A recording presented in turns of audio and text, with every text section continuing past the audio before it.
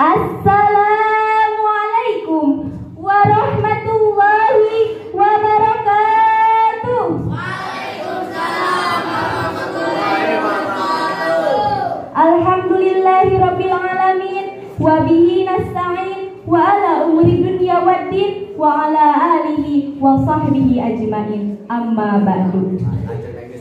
Pertama-tama, yang paling utama dan harus menjadi nomor utama, marilah kita panjatkan puja kehadirat Allah Azza wa Jalla yang mana telah menciptakan wanita secantik Teteh Halma yang menjadi idaman Mang Rikja.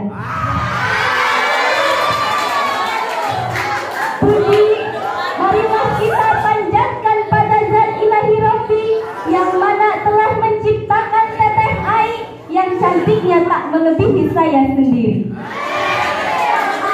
Syukur marilah kita panjatkan pada Allah Rabbul Ghafur yang mana telah menciptakan insinyur, gubernur, tukang cukur, tukang bubur, tambah haji isur yang mudah-mudahan selalu bersyukur. Karena berkat rahmat dan inayahnya lah kita semua dapat berkumpul di tempat yang insya Allah penuh berkah ini. Salawat beserta salam semoga senantiasa tercurah limpahkan kepada junjungan alam, proklamator yang tak pernah naik motor, pahlawan yang tak pernah makan bakwan, pejabat negeri yang tak pernah korupsi. Kalau Bang Iki menyebutnya the most successful and the religion personality, kalau Teh Nani menyebutnya from darkness to lightness. Bukan Mang Ical ataupun Mang Iqbal, yakni Nabi akhir zaman, Nabi besar Muhammad. Semoga kita yang berada di haflah ini termasuk ke dalam barisan tinta emas orang-orang yang akan menerima syafaat beliau di yaumil kiamah nanti. Amin ya Allah ya rabbal alamin. Yang saya hormati pimpinan Pondok Pesantren Al-Mu'in beserta keluarga besarnya yang tak dapat saya sebutkan satu persatu namanya, namun insya Allah tidak mengurangi rasa hormat saya kepada beliau. Yang saya hormati santriin wa santriat, hadirin wal hadirat yang sama-sama hadir di tempat ini. Semoga senantiasa diberikan kesehatan dan umur panjang oleh Allah Subhanahu wa taala. Hadirin rahimakumullah. Di antara tujuan mengapa Allah masih membuat kita hidup sampai saat ini adalah wayattahida minkum syuhada.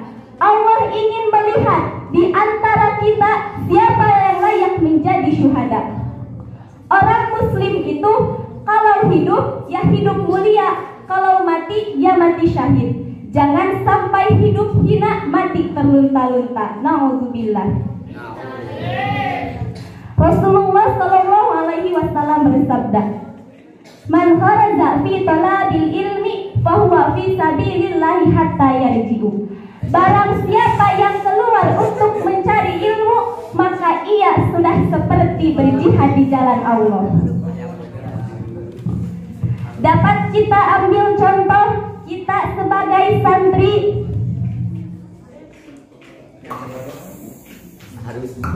Dapat kita ambil contoh kita sebagai santri berangkat dari rumah ke pesantren, itu sudah termasuk berjihad. Kita sebagai santri jika ingin mati syahid tidak perlu berjihad ke Monas sambil mengucapkan lafaz takbir. Juga tidak perlu pergi ke Israel, juga tidak perlu pergi ke Palestina untuk membantu Israel. Karena jika kita disuruh perang ke Palestina untuk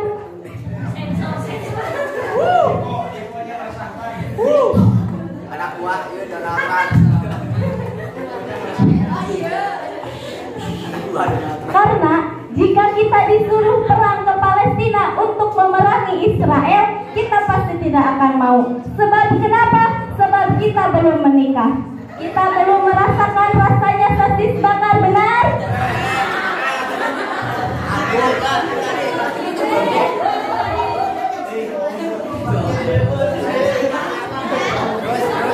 Jadi kita berada di pesantren ini sudah termasuk berjihad.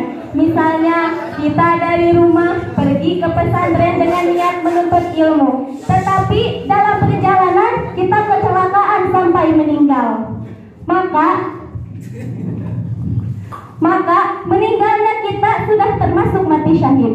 Menurut riwayat, orang yang mati syahid bisa mengangkat 70 orang ke surga. Hadirin rahimakumullah. Berjuta-juta orang, beribu-ribu orang, bahkan bermiliaran-miliaran orang di muka bumi ini, siapa yang paling mulia? Apakah orang yang kaya, ataupun orang yang ganteng, ataupun orang yang cantik? Tidak. Allah Subhanahu wa taala berfirman, "Inna akramakum indallahi atqakum." Sesungguhnya orang yang paling mulia di antara kamu di sisi Allah ialah orang yang paling bertakwa. Dapat kita ambil contoh lagi, kita sebagai santri dapat kita ambil contoh lagi, kita sebagai santri diam di pondok pesantren, pagi mengaji, siang mengaji, sore mengaji, malam murojaah hingga berjamaah, tak lupa sorogan jurumiyah dan sapinan. Jadi kesimpulannya, kalau kita ingin hidup mulia, maka kita harus bertakwa. Kalau kita ingin mati syahid, maka kita harus berjuang di jalan Allah dengan cara mencari ilmu. Mungkin hanya itu yang dapat saya sampaikan. Kurang lebihnya mohon dimaafkan. Wabillahi taufiq wal hidayah.